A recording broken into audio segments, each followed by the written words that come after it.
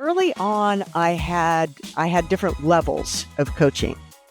And I had the gold package, which was full on, you had my attention, my cell phone number, all that, anytime you wanted to call me. Then I had silver, and then I had bronze, and different price levels for different service levels. And what I found out was that I was really terrible at separating those, and I treated everyone like a gold client. As a coach, you have to make an effort to shore up that knowledge. And it doesn't matter what it is, whether it's exercise science or pedagogy or nutrition. You have to set a goal for yourself to learn about that and know your limits. Welcome to the TrainingPeaks CoachCast. I'm your host, Dirk Friel. In each episode, we'll sit down with industry experts to discuss coaching methodologies, the latest research, and leading tools for endurance training. Visit trainingpeaks.com for more training and coaching resources. My next guest is Gale Bernhardt, who's a true pioneer when it comes to endurance coaching. I challenge you to find a triathlon or cycling coach that has been coaching for more than 35 years and has the depth of knowledge and experience that Gale has. Gale helps all levels of endurance athletes through her books, training plans, consulting, and one-on-one personal coaching. She has helped thousands of athletes reach fitness and race goals, including many Olympic and World Championship level athletes. Besides being a USA Triathlon Olympic coach, Gale has also been a Pan American Games triathlon coach for both men's and women's teams. Gale's personal athletic career includes being a 14-time Leadville 100 mountain bike finisher and a multi-time finisher of the Breck Epic mountain bike stage race. I hope you enjoy today's show as we chat about advice for those who are interested in becoming a coach themselves. Gale Bernhardt, thank you so much for coming on the CoachCast. This is really, really special for me. I think before actually knowing you as a coach, you're actually a longtime family friend. And other than my dad, you're the coach I've known for the longest time period, I believe. Okay. 35 years we've maybe known of each other. 38 as I did a little bit of math this morning, and for multi-sport. Now I did other sports before multi-sport, but yeah, multi-sport, 38 years of coaching.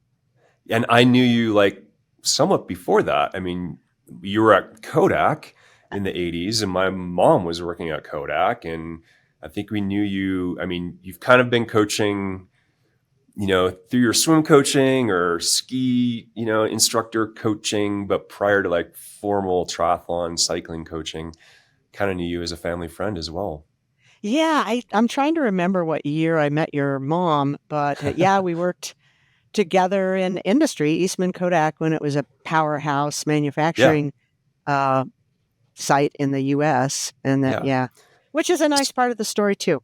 Exactly. So tell us about your journey. I mean, you're an absolute pioneer. I mean, how many female, coaches were back then, building a business? And how do you go from working in corporate America to building your own coaching business? Love to hear about that story. Yeah, it's like every coach, I have a bit of a unique journey. I mean, every person has their own story. I grew up here in Colorado on the Front Range, actually in Loveland, Colorado. And when I was going to high school here, I had my brain set on becoming a teacher. I wanted to become a math teacher because I admired a person I knew that was in teaching. And a high school counselor said, "Hey, you really excel at math. And I think you ought to try engineering."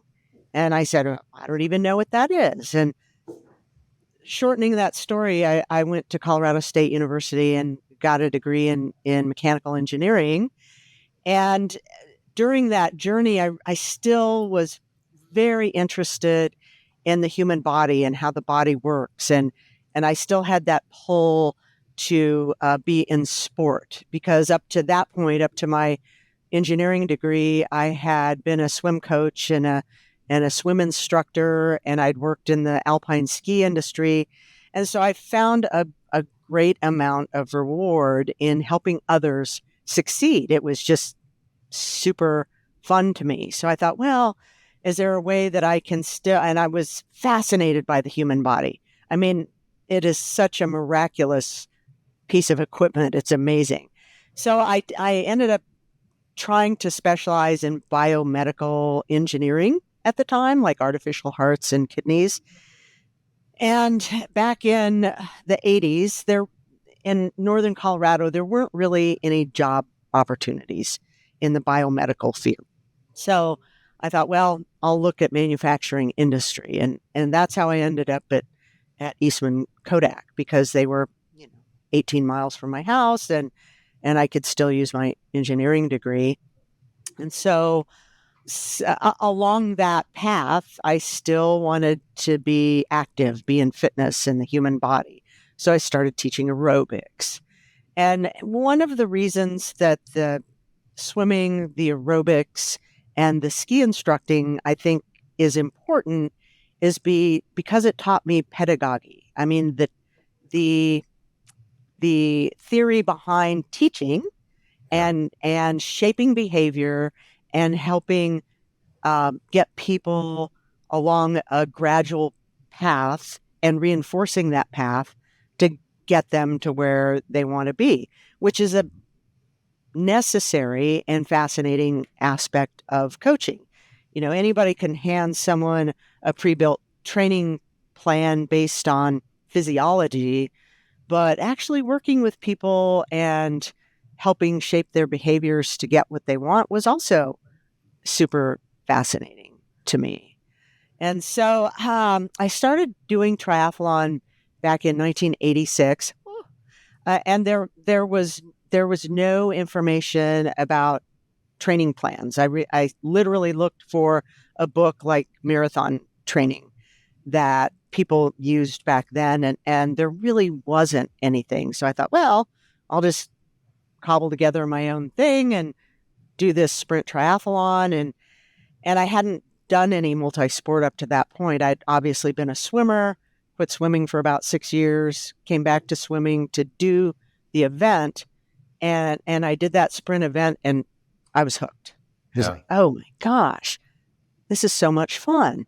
And I suspect a lot of other people come to the sport that way because it's so inviting and so fun. And so the first summer after I did that event, people found out that I did that and asked me, well, help me do these events next year. And so I started coaching by myself at the end of 86, beginning of 87. And somewhere along the way, I thought, oh my gosh, I think I need some more help in all of this. So I hired your dad, Joe, to be my coach somewhere probably, I can't remember exactly, 87 or 88. And to that end, that's a pathway to coaching, is to hire a coach yourself and be under the tutelage of someone who has either more or a different kind of experience. Because honestly, back then, I think we were all muddling our way through multi-sport, trying to figure out how to coach people. And there was all kinds of theories, as there are now, about how to help people be successful. And so we kept at it, and trying to think, 2000, really 99 to 2000 was a big year for me because I was able to get a cyclist on the U.S. Olympic team, Nicole Friedman. And she did that by winning USA Nationals. And other than that event, all of the other slots were coaches' pick at the time. So that was really a success mark for my coaching. And after that year, USA Triathlon invited me to be part of their coaching program because at the time, in 2000, there were no there were no coach education programs in USA Triathlon. However, I had gone through the USA cycling programs, and they, I don't remember what year they started. Maybe My certificate's 90s, on the 90. wall, but Yeah. I would say late 80s, maybe early 90s, maybe even Yeah. later than that, maybe mid 90s. I don't I know. think mid 90s, but Yeah, yeah. because there just weren't outside of maybe Tour de France coaches, endurance coaches just weren't a thing. Maybe Yeah. marathon Yeah. coaches. Uh yeah, so I looked what I did is I looked for opportunities to contribute and to get smarter myself. And so, that's another tip is that a little bit like endurance coaching, I had on my or endurance training. When Yeah. when coaches train an athlete, they look way out in the future and say, this person wants to do, Breck Epic 3 days, or they want to do an Ironman, or they want to do an Olympic distance. And then they work backwards to say, what do I need to do today to get to that goal, whether it's 6 months, a year, 5 years from now? And I think coaches need to do that. If you think you want to be a coach, well, Put a where process where in do you place. think you want to be in a year or 3 years or 5 years? So how did you go from Kodak to full-time coaching? How long did that take? What did you give yourself? Oh yeah, that's a great question. So around, let me think about this, around 1990. So I'd been in manufacturing 10 years and was working coaching on the side. So I was not only an athlete of your dad's, but I was also coaching at the same time. And I would do that as like my second job. And around, let me think about this, 1994, I got an opportunity to author a book for Velo Press at the time, which is now part of the Outside magazine umbrella. And I looked around and I said, I think this coaching. Oh, I take that back. Before that, I don't know if your dad wants me to tell this story or not, but he wasn't getting paid by a magazine. Let's put it that way. So a magazine wasn't paying him, and he was getting very frustrated. And then there was another magazine at the time that was also taking his writing work as publishing.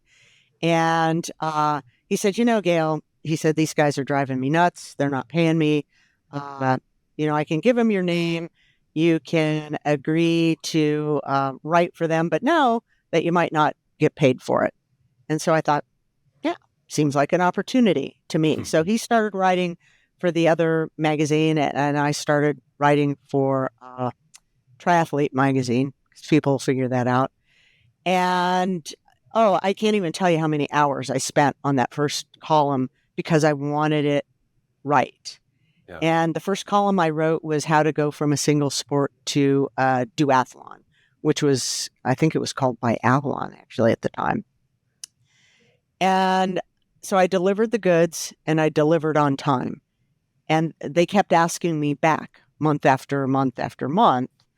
And the editor told me the reason that they did that is because I delivered on time. And I found that mind-blowing because other people they worked with simply didn't deliver on time.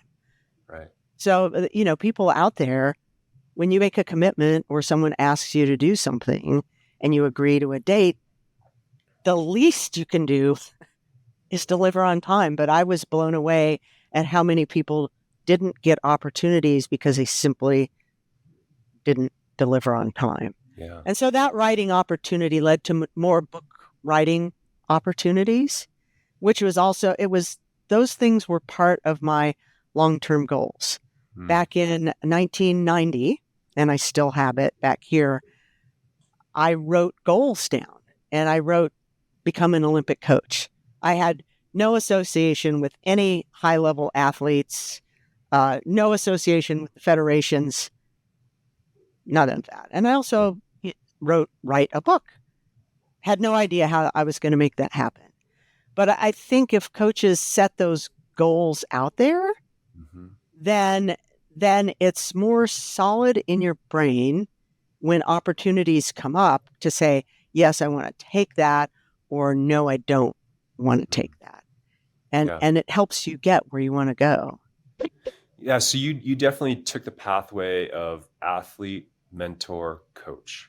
Mm-hmm. Is that the way you see the pathway for most coaches? And can you compare what you've seen internationally versus the United States in terms of like pathways towards becoming a coach?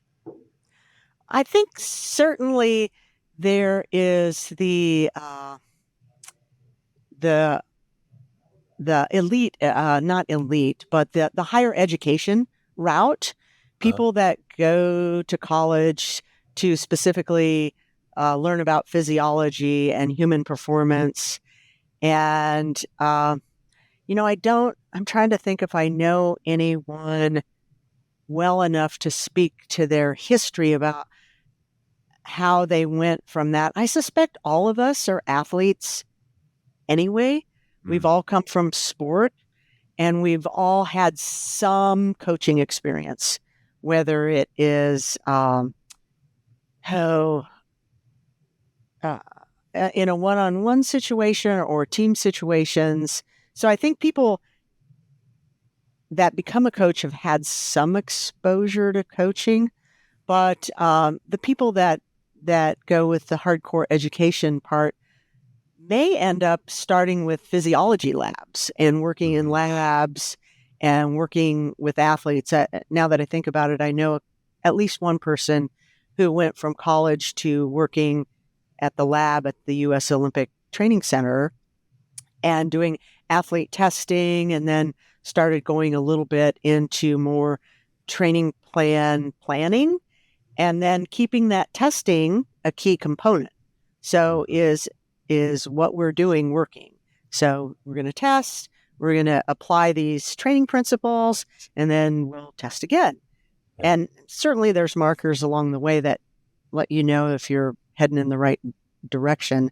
But then I think some of those people end up becoming coaches based on that experience. Yeah. So is there a gap, like even for yourself, like mechanical engineering, but not exercise physiology? And so, but you're a mentor, you love the sport, you have so much passion for it. How can people like level up, if you will, in terms of the sciences, if they are taking that pathway and they don't have the actual degree behind them?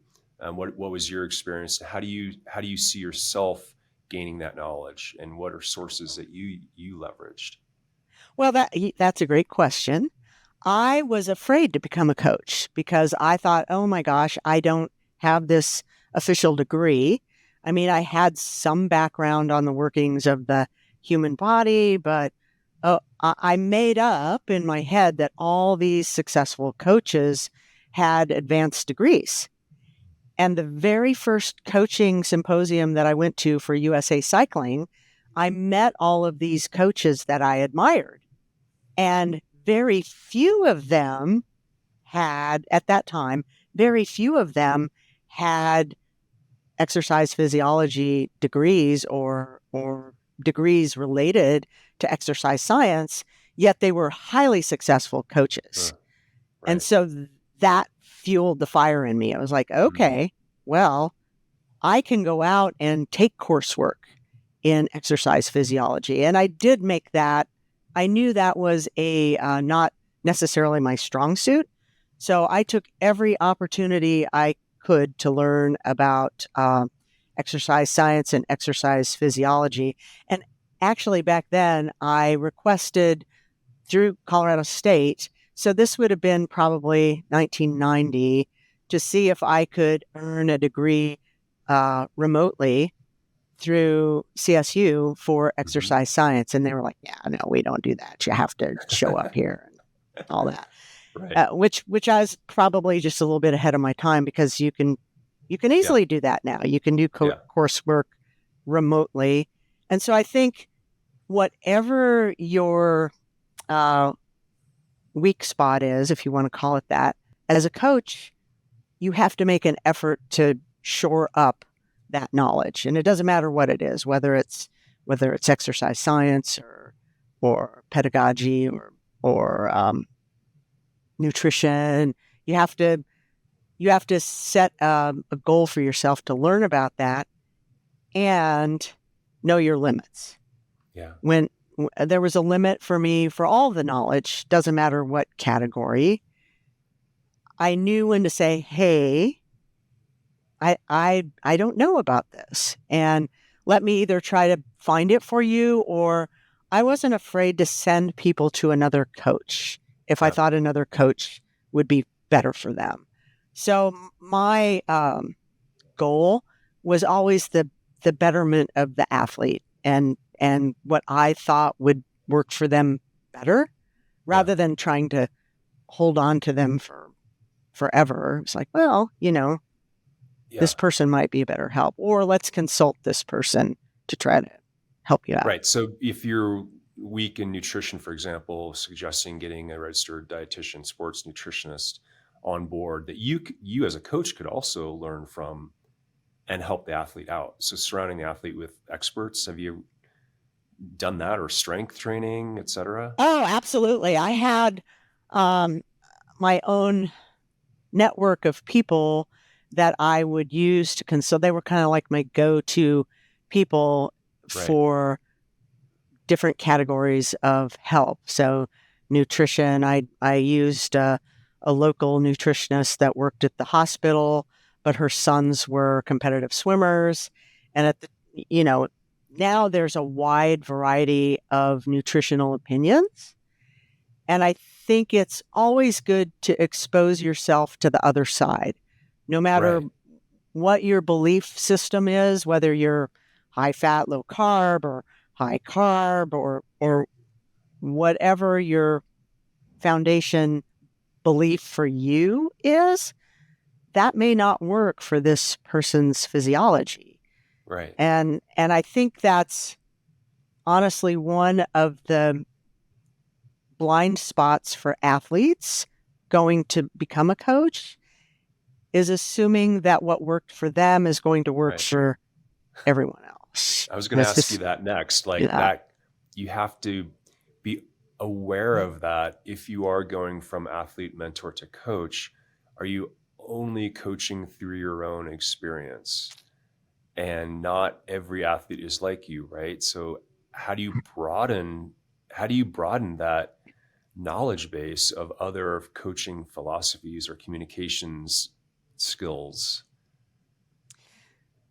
Yeah, good question. Some of it is reading. Obviously, nowadays there's a lot of information on the internet, and looking for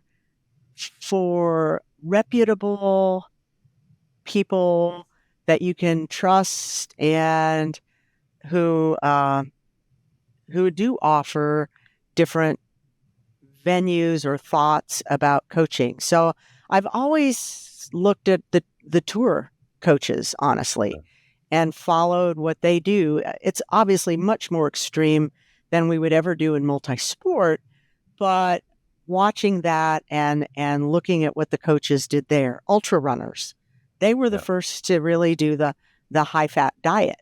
And so I looked at that back in what was it, 13, 14, and said, we can't survive on high fat diets. And then I started really looking at what they were doing and the science behind it. Though I think it was Ohio State professor Volk who was doing the testing on endurance athletes that did high carb and the endurance athletes that did high fat, and looking not only at their sport markers, but their health markers, because we don't want to produce athletes that are unhealthy, right? Mm-hmm. And so that was a change in philosophy for me, Right. because I thought, okay, wait a minute here. Let's have another look.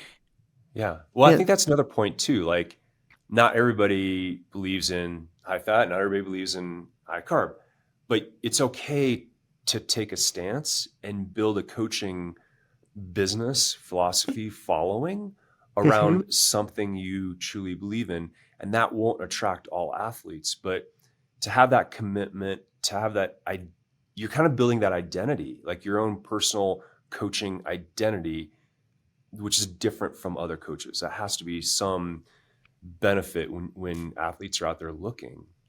Oh, absolutely. I think it could be part of your branding. And Right. you had mentioned this in an email that we had some exchange about is establishing your brand and figuring out what your goal athletes are, or your Target. target athletes, your target audience, and your coaching philosophy, because I think no coach is can be everything to everyone. Yeah. And if we go back to certifications and federations, you know, can you hit on like the importance of getting certified? At what point should someone thinking about getting certified within a national governing body, coach certification course? And any experience comparing them. I don't know if you want to go down that mousetrap, but comparing NGBs or like international, like what you've seen internationally versus US based national governing body certification courses. Great question. I think, honestly, if you're an athlete and you think you want to coach someday in the future, I think you ought to set about starting educating yourself right now. Mm-hmm. Start through this certification course. The easiest, most direct way is to go through the certification programs set up by the national governing bodies, Triathlon, USA Triathlon, or USA Cycling, and start educating yourself about how the human body works. That's a first step. And then all the other things that come along with that.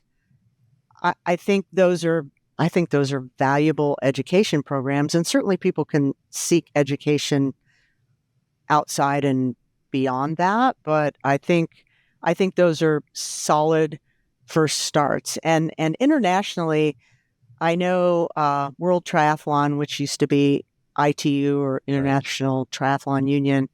I've had the privilege of being involved with them for over 20 years Hmm. now. And I've been on the Legal and Constitution Committee for this October will mark 20 years for that. Wow. And I think so. I've gotten a glimpse of what is happening internationally, and I have to admit I have not looked at the details of any other country's certification programs, and World Triathlon has also developed their own to help nations and countries who may not have the infrastructure Mm. of the bigger countries to help their coaches along the way. So Yeah. education is so important, whether it's your national governing body, whether it's the international. I don't know about cycling as much, I have to say. I don't know if ICU has a coaching Or a UCI. program, or I mean Yeah. UCI. I don't know a whole lot about the UCI, but I definitely know about British cycling. It's much, much more, I guess, formal, if you will. Mm, It takes more hours. For example, your first level of certification, I believe, is just skill development, like literally riding the bike and cornering, and just like this actual development of the skills part of riding a bike. And then at some point, you have to shadow a coach, and you have to have so many hours of shadowing a coach that is actually a certain level of certification. And you're not actually allowed to prescribe workouts to an athlete until you're a well, certain level of coach. Like it's literally a career path, as okay. if you're going to become a plumber or some other type of trade that's certified. So it's How very do much they looked at. address like club coaching for for little Yeah, kids. Is it the same? you have to be a club coach. There's a lot of hours that you have to put into it to become that level of certification and have that license before you can actually be like labeled a club coach working with kids, you know? So it's definitely much more formal than here that I've seen, and a lot more hours go into it. And very, yeah. So good and bad of that is it's really tough to get through and gain experience, I believe, but you do end up you do shadow, experienced coaches, which you don't have to do that here. I don't believe you don't have to have a certain number of, a mentorship, if you will, or having a mentee, So, yeah, I see benefit to that, but also like you can dig in and just start right away, in the United States, right? And you don't even need the license. Downside of that is athletes need to be aware, right? Like how might you, if you're a coach, what would you expect an athlete to, I guess, how should athletes, find the right coach, right? Right. Well, and there's the business side, right? So when you're talking about British Triathlon, I'm thinking, well, if you're spending all that time, one would hope that there's a fairly robust job market because everyone needs to put food on the table and pay the rent or mortgage, right? And that's the other part of coaching that, generally speaking, all of us hate. Yeah. Okay. We love the coaching athletes part. We're going to get to that. Yeah. But I'm thinking here in the States, you can get involved in a club level, lower level, and maybe even do some group coaching for the local tri club, or even nowadays, there's high school programs that people can get involved in. So there's lots of ways to get involved in coaching. But British Triathlon, if you're putting those number of hours in, I'm thinking, what's the goal 3 to 5 years from now, and how do you get paid for all that time invested? Yeah. Do you know? Yeah. Do you know how they do that?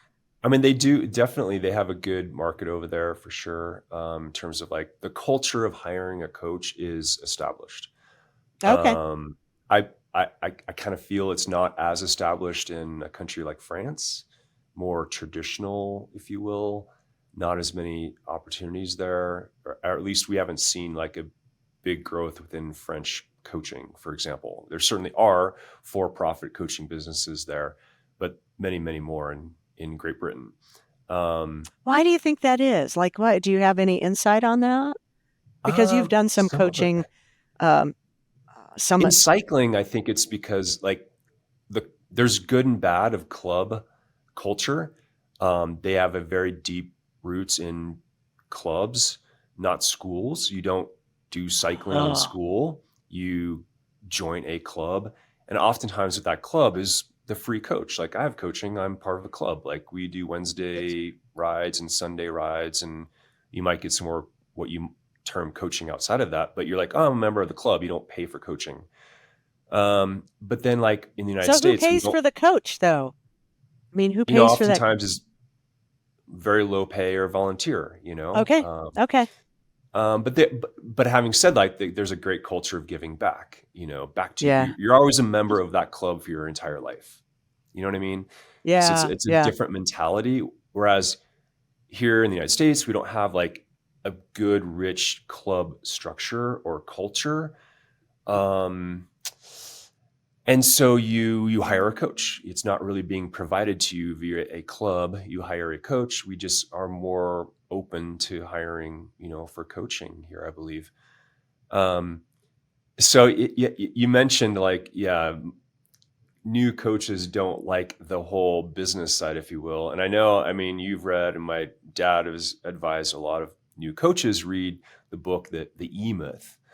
And the E-Myth being like why small businesses fail. And oftentimes is because a small business, person they'll think they're an entrepreneur, but they're actually a technician.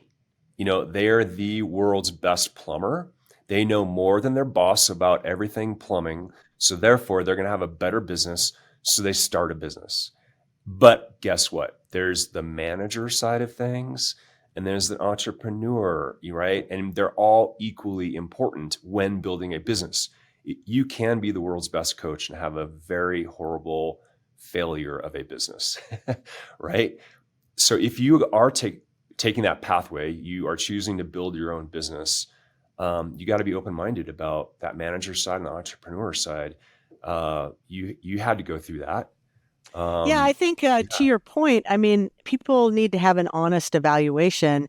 And if I say, hey, you know what, I hate all that business stuff, Yeah. then I might be better suited to be part of a coaching group where a manager or a leader takes care of the majority of that stuff Yeah. and just And you can be a assigns. technician.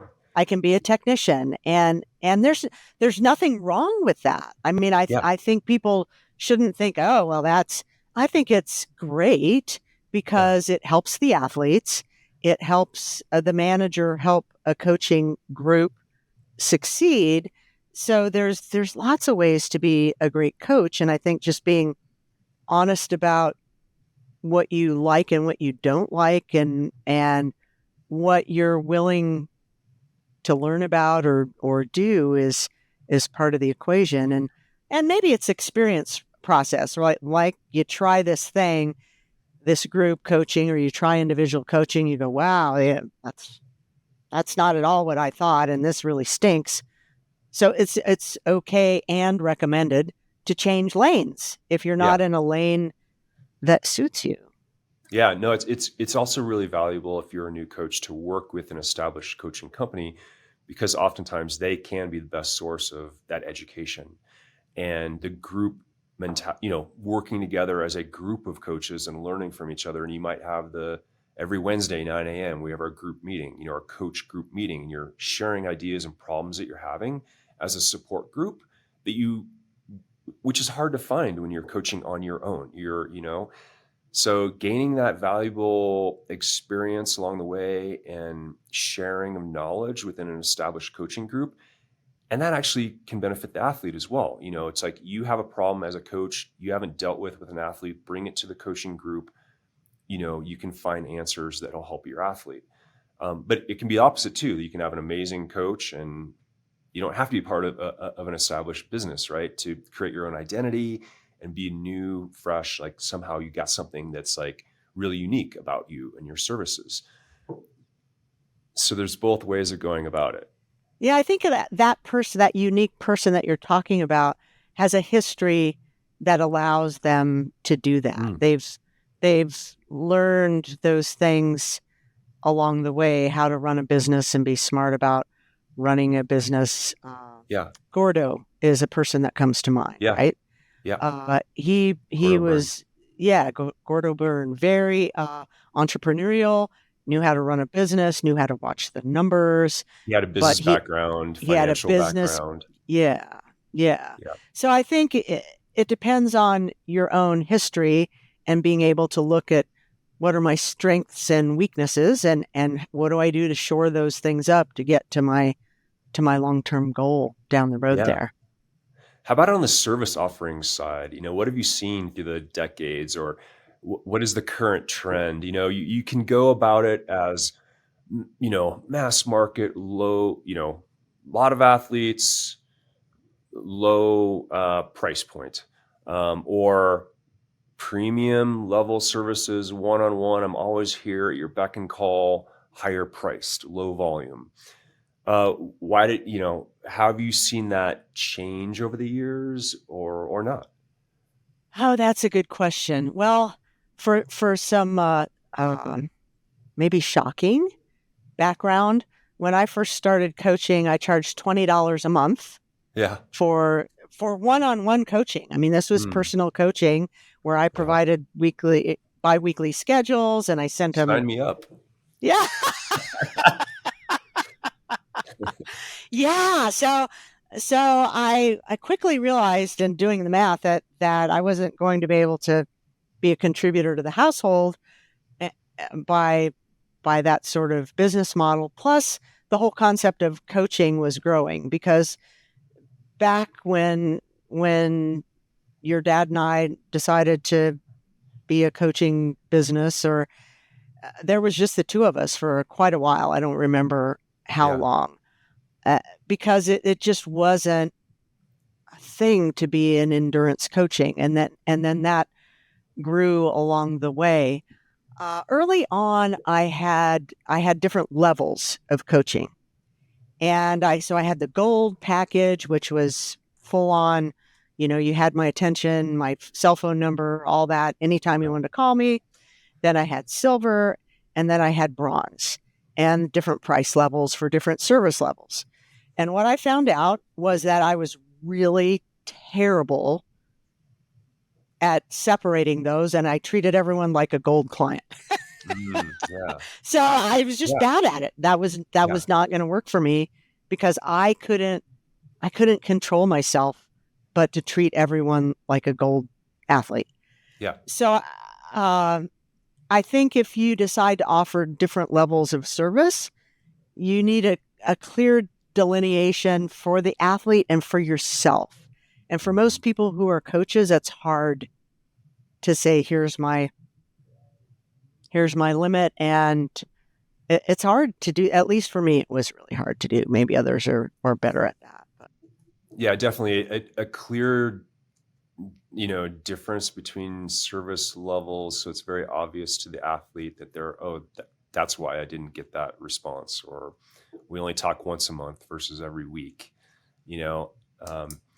but also how about like raising prices? You start at $20. I assume you've raised them through the years.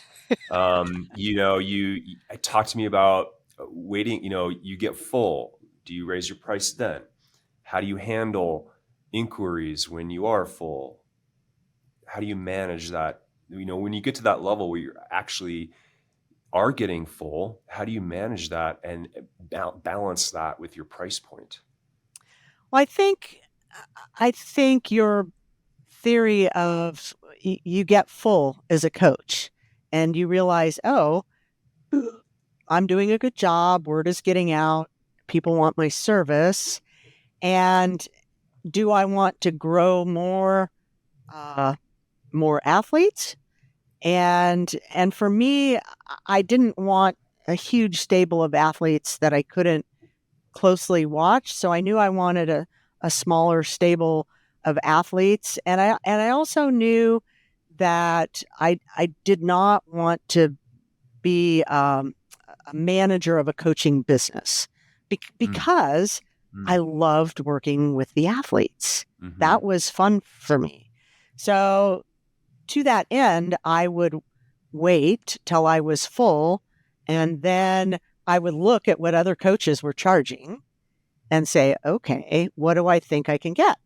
And so I'd raise prices, and generally speaking, I would either keep the people that were with me at the same price, or I would let them know, hey, my coaching fees are going up X amount this year.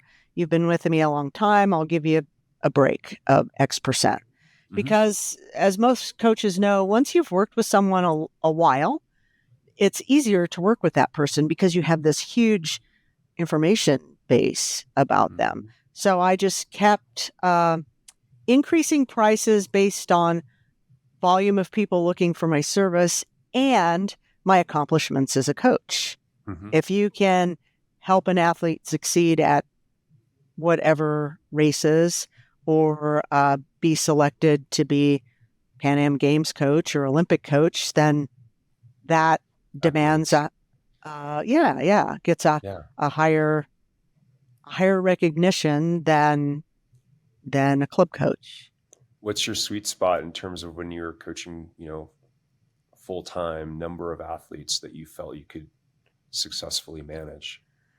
Oh, back when I was doing a lot, and I've backed off some. I haven't fully retired because I still love coaching.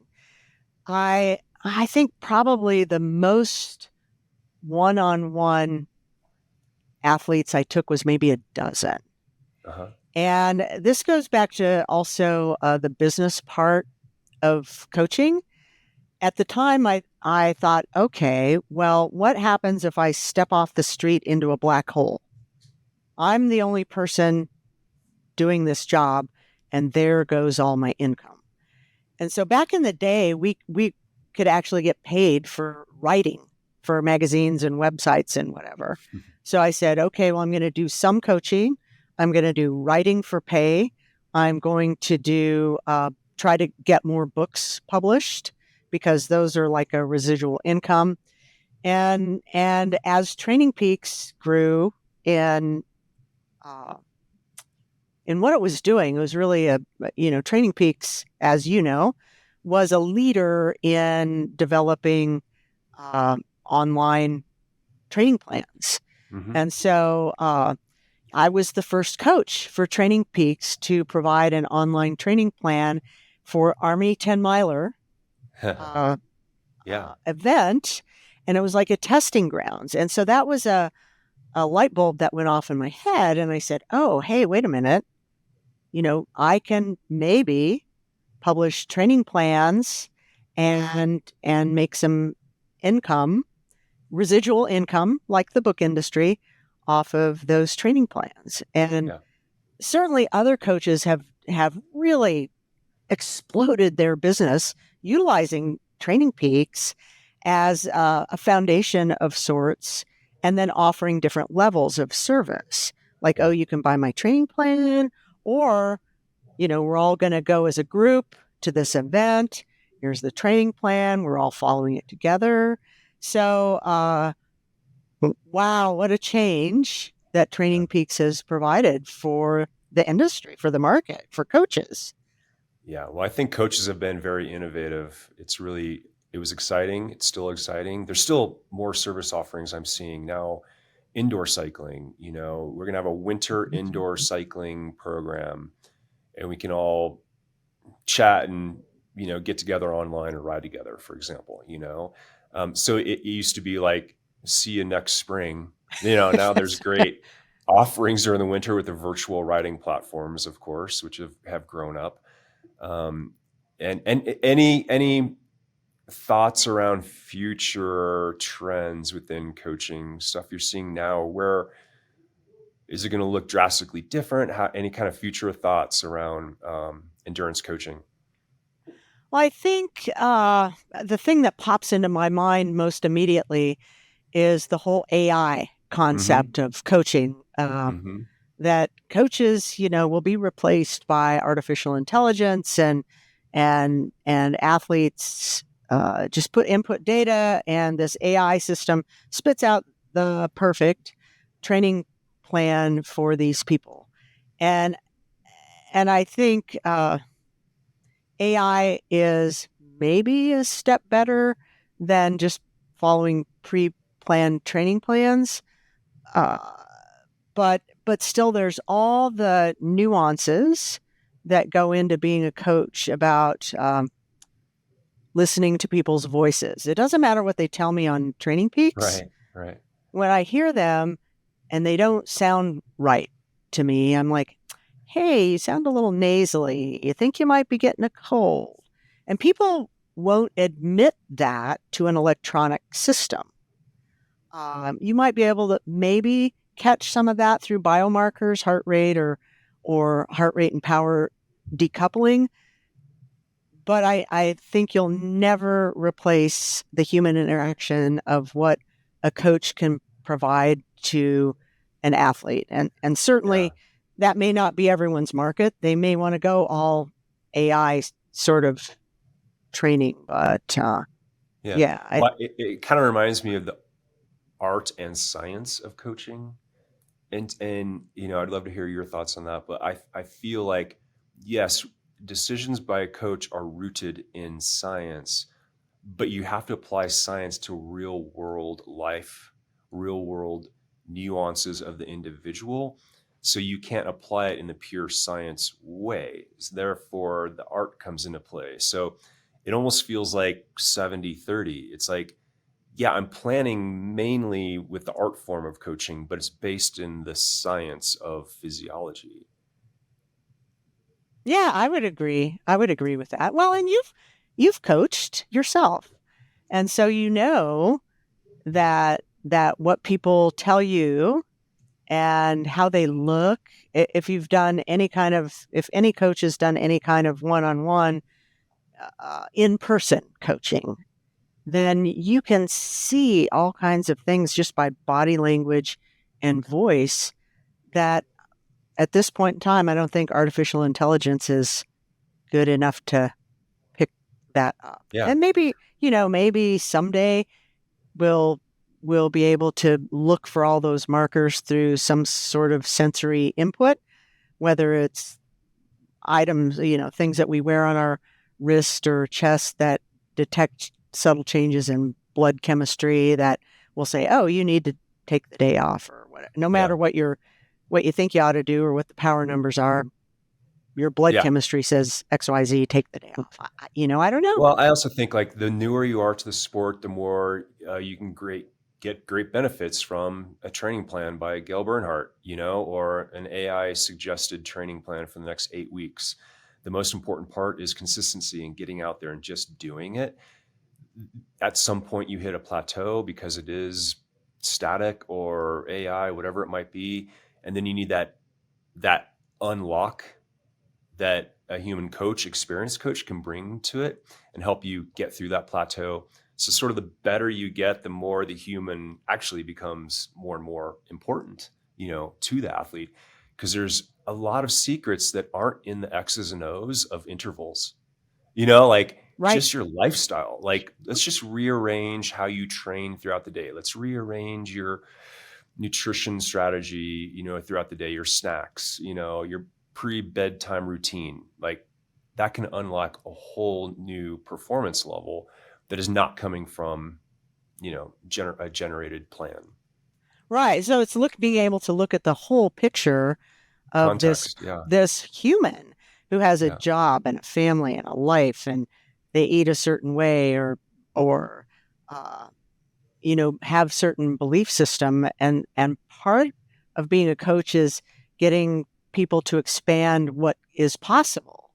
Like, hey, what do you think about this? And offering it in a way that or you think will be accepted by that athlete. And those are other parts of coaching that are invaluable, I think, because an AI program or whatever, or my training plan online will say, here's the prescription for today.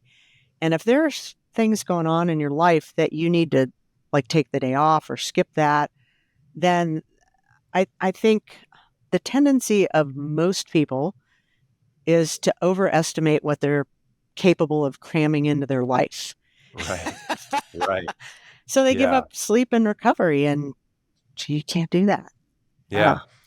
I also felt like there's a great connection to my athletes, and oftentimes they can't relate their enjoyment and passion for what they're doing with their spouse, unfortunately. Oh, yeah. Right. Yeah. And so you kind of become that person they can really relate to and just get so much joy from, so once you experience that as an athlete, it's really hard to give that up.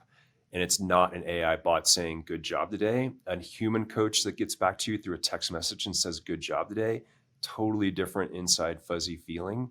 And you're probably going to push harder for that coach on race day as well versus, the computer bot. But AI is here to stay. It's not going away. We're going to, leverage it where it makes sense. I was going to say, I think it has value, but I don't think self-driving cars are ready, for prime time yet. Just like self-driving coach training programs, I think. Well, Gale, thank you so much for, all of your wisdom throughout the time you've been a coach. You're a true pioneer. How can people find you online? What do you frequent? Twitter, Instagram, anything? I if they want to just drop me a note or ask questions, then they can do that at galebernhardt.com. And I think there's a link that has that on TrainingPeaks where they can just go to my coach profile on TrainingPeaks on my bio, and they can get to me through that. And I'm starting to crank up the blogging a little bit more than than I had for a while because people have good questions for me. And I think, Yeah. well, if I'm answering it for this person, then why not write a little blog and help more people, which always has felt good to me to help people be successful. That's number one way to grow a business, and share the knowledge. Yeah. Absolutely. Thanks, Gale. Thanks for great having you on. Well, thank you for inviting. Thanks for listening to the Training Peaks CoachCast. Visit trainingpeaks.com for more training and coaching resources.